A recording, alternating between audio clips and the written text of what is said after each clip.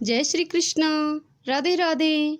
भगत जनों, आज हम सब आस माता के व्रत की पूजन विधि और साथ में आस माता के व्रत की कथा सुनेंगे। तो सर्वप्रथम आस माता के व्रत की पूजा विधि जान लेते हैं।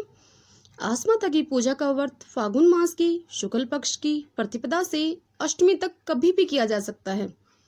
व्रत का विधान: व्रत के दिन एक लकड़ी की पटरी पर जल का भरा हुआ एक लोटा रखें।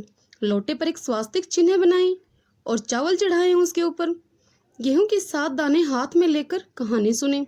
हलवा, पूड़ी तथा उसके ऊपर कुछ रुपए रखकर बायना निकालें और सासू माँ के चरण छूकर उनको दें।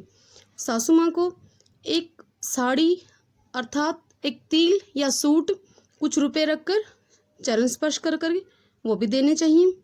अब चलिए कथा सुन लेते हैं आस माता के व्रत की।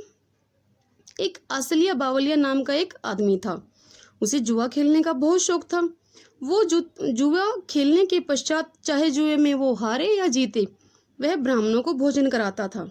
उसकी इस आदत से उसकी भाभियां बहुत दुखी थी। एक दिन उसकी भाभियां उसकी इस आदत से दुखी होकर उन भाभियों ने उसको घर से निकाल दिया। वह घर से निकलने के बाद घूमता हुआ एक शहर में जा पहुंचा।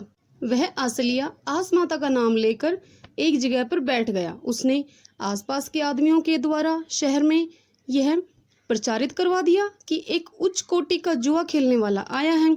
यह बात राजा तक भी पहुंच गई। राजा ने उसे जुआ खेलने के लिए बुलाया। जुए में राजा अपना राजपाट सब कुछ उससे हार गया। आसलिया बावलिया राजा को जुए में हराकर स्वयं राजा बन बैठा। इधर आसलिया बावलिया के घर पर भी भोजन का अकाल पड़ गया। जब घर वालों को ये पता चला कि उनका भाई राजा को हराकर स्वयं राजा बन गया है, तो उसके भाई, भावज, माता सब उसको देखने के लिए शहर में गए। अपने बेटे को राजा बना देखकर माँ की आंखों में आंसू आ गए। राजा ने अपनी माता के चरण स्पर्श किए। तत्पश्चात उसकी माँ ने उससे कहा कि मैं आस माता का उज्जमन करूंगी। तब सब लोगों ने घर जाकर आस माता का उज्जमन किया। उसके बाद आसलिया बावलिया सुख से राज्य करने लगा। हे आस माता, जैसे तुमने आसलिया बावलिया को राजपाट दिया, वैसे ही सबकी मनोकामना पूर्ण करना। इस कहानी को कहते, सुनते, हुंकारा भरते सब पर अपनी कृपा करना। बोलो आस माता की जय। बोलो आस माता की जय। भगत जनों, मैं आपको जब भी कोई भी कथा का श्रवण कराती हूँ या कुछ व्रत की विधि बताती हूँ, तो आप उस कथा के साथ हुंकारा जरूर भरिए। इससे कथा का सुनने का संपूर्ण फल मिलता है। जय श्री कृष्णा। राधे राधे।